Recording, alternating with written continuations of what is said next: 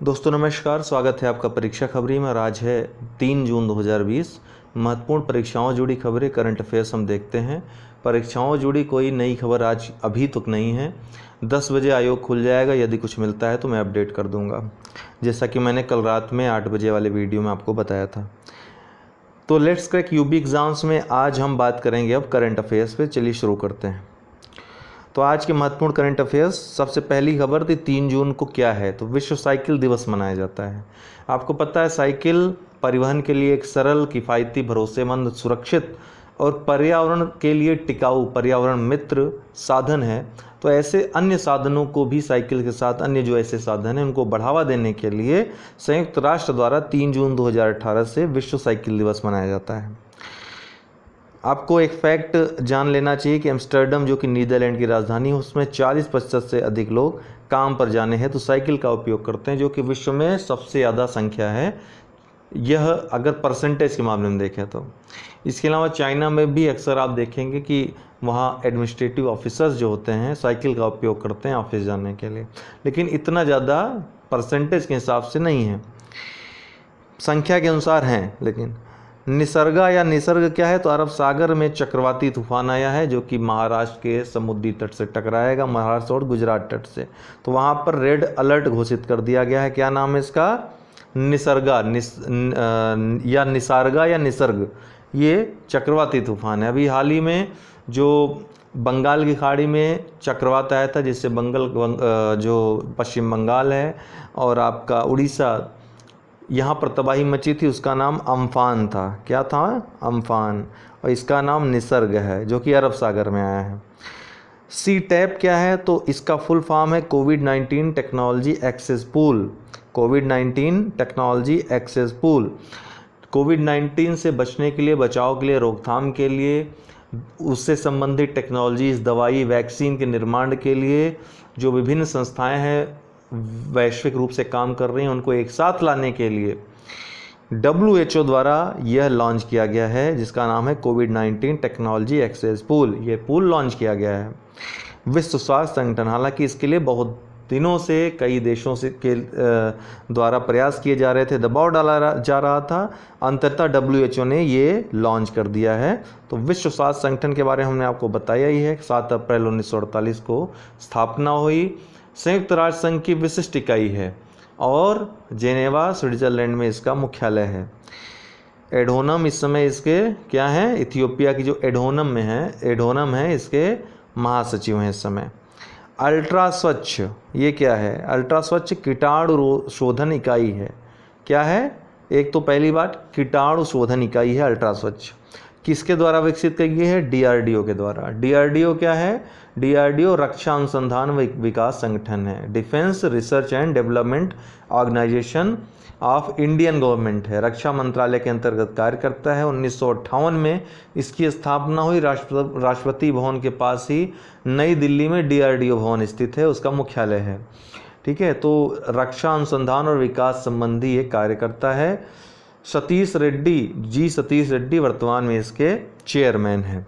ठीक है, तो इसने ये विकसित किया है। ये क्या करेगा? जो PPE है, पर्सनल प्रोटेक्शन जो इक्विपमेंट्स हैं, कपड़े, इलेक्ट्रिक सामान आदि को कीटाणु रहित करने हेतु उपयोगी रहेगा ये इकाई, जिसका कि DRDO ने विकास किया है। अल्ट्रा स्वच्छ।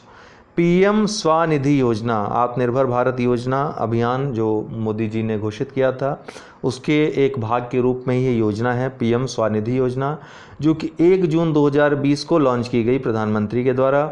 स्ट्रीट वेंडर को, जो स्ट्रीट वेंडर्स होते हैं, उनकी इस समय सबसे ज़्यादा हालत ख़राब है कोविड-19 में, क्योंकि वो दिहाड़ी, उनका दिन भर में जो कमाई होती थी उससे उनका परिवार चलता था। तो उनको इस स्थिति से निकालने के लिए, उनको आत्मनिर्भर बनाने के लिए स्ट्रीट वेंडर को किफ़ायती ऋण प्रदान करने हैं तो एक विशेष माइक्रो क्रेडिट योजना है, जिसका नाम है PM स्वनिधि योजना। रोहित शर्मा भारतीय क्रिकेटर हैं, आपको पता है। BCCI ने, भारतीय क्रिकेट कंट्रोल बोर्ड ने राजीव गांधी खेल रत्न पुरस्कार 2020 के लिए इनको नामित किया है। तो अभी चर्चा में आए हैं रोहित शर्मा।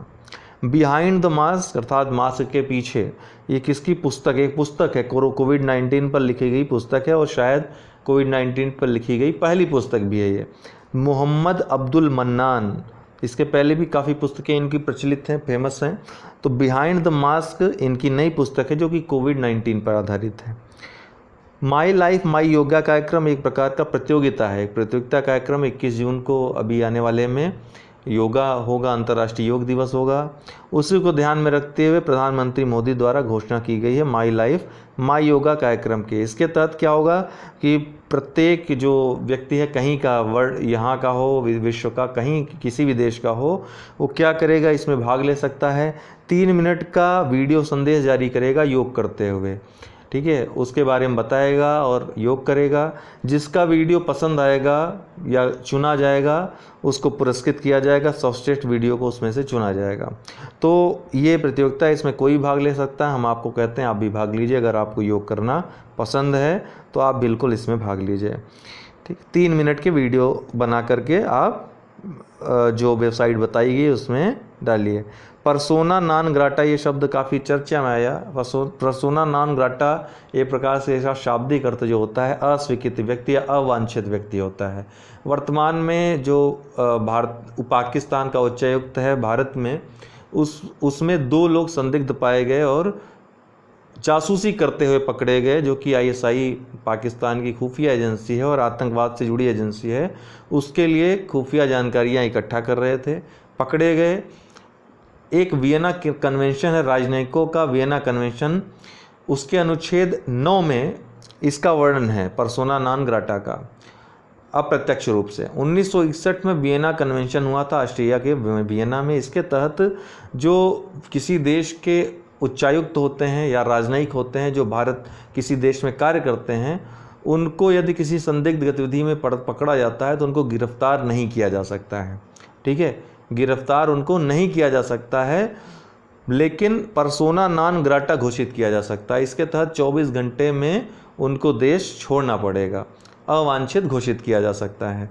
और अवांछित घोषित होने के लिए यह भी जरूरी नहीं है कि वो देश में कभी आया हो या नहीं। वो देश में नहीं भी आया है तो भी उसको अवांछित घोषित करके उसको देश में आने से हमेशा के लिए रोका जा सकता है, या फिर देश में मौजूद है तो उसको देश से निकाला जा सकता है। यह सिर्फ राजनयिकों के नहीं, किसी भी नागरिक के लिए यह लागू है जो अन्य देश का है। तो 1961 में एक कन्वेंशन हुआ था, वियना कन्वेंशन, राजनयिकों का वियना कन्वेंशन, और 1964 में यह लागू हुआ था। कुल 54 अनुच्छेद इसमें हैं, तो इतना याद रखिए। इतना इसमें आपका मेंस के लिए भी अगर कोई टॉपिक आता है तो इससे आप ले सकते हैं। खरीफ की 14 फसलों का समर्थन मूल्य में वृद्धि की घोषणा भारत सरकार द्वारा की गई है।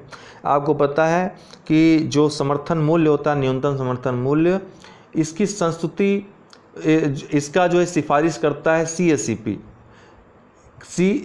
कृषि लागत और मूल्य आयोग, ठीक है, जिसकी की स्थापना जनवरी 1965 में हुई थी, लेकिन तब उसका नाम कृषि मूल्य आयोग था। बाद में 1985 में उसका नाम CACP या कृषि लागत एवं मूल्य आयोग हो गया, जिसमें एक अध्यक्ष और 4 सदस्य होते हैं। कुल 5 सदस्य इस तरह से होते हैं, और यह 25 फसलों के लिए, रबी खरीफ मिला करके कुल 25 फसलों के लिए न्यूनतम समर्थन मूल्य घोषित करता है। लेकिन इसकी संस्तुति कौन करता है, इसको स्वीकृति कौन करता है? आर्थिक मामलों की मंत्रिमंडलीय समिति, इसको सीका जो है वो यह स्वीकृत करती है। तो जो वृद्धि हो गई उसमें जो आपसे प्रश्न पूछा जा सकता है कि सबसे ज़्यादा वृद्धि किसमें हुई, तो राम तिल में हुई। कितनी हुई? अब इसका दाम कितना हो गया? 6,695 रुपया प्रति क्विंटल हो गया है। वृद्धि हुई 755 रुपये की, पिछले वर्ष ये 5,940 थी, 755 रुपये वृद्धि हो गई तो 6,655 रुपये हो गई।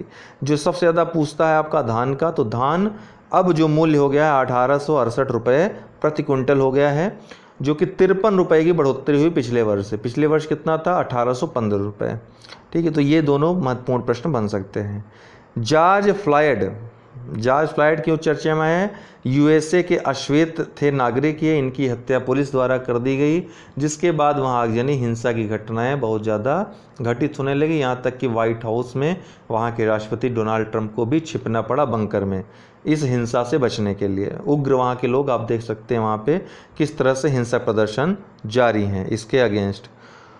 अगला है सोडार की चर्चा में रहा। सोडार एक ऐप है दोस्तों, ये गूगल द्वारा कोविड-19 से बचाव हेतु लॉन्च किया गया नया ऐप है जो सोशल डिस्टेंसिंग के आधार पर लोगों को बचाव में मदद करेगा।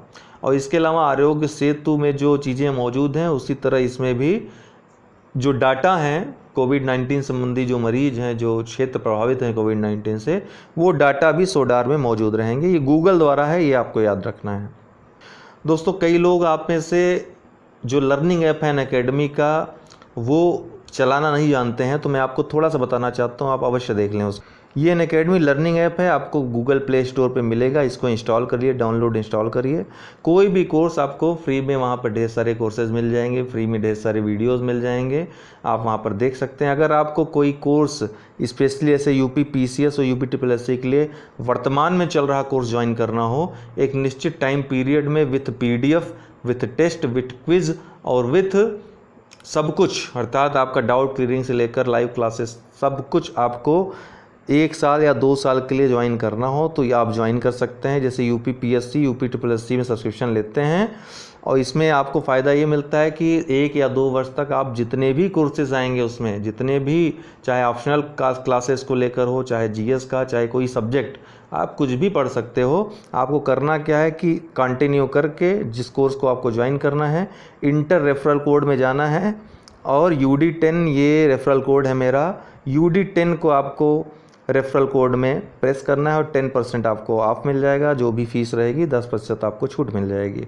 इस तरह से आप 1-2 वर्षों तक बहुत कम दाम में घर बैठे पढ़ाई कर सकते हैं और फुल एंजॉय कर सकते हैं, जैसे कि आप ऑफलाइन क्लास में जो आपको फ़ायदा मिलता है, सेम फ़ायदा या उससे ज़्यादा मैं कह सकता हूँ फ़ायदा आपको मिलेगा। प्लस UD10 अगर रेफरल कोड आप यूज़ करते हैं तो मैं भी आपकी वहाँ पर हेल्प करूँगा। यदि कोई आपके डाउट्स हो, क्वेश्चन हो तो कमेंट बॉक्स में छोड़ सकते हैं, मैं आपको उत्तर उसके दे दूँगा। बहुत बहुत धन्यवाद।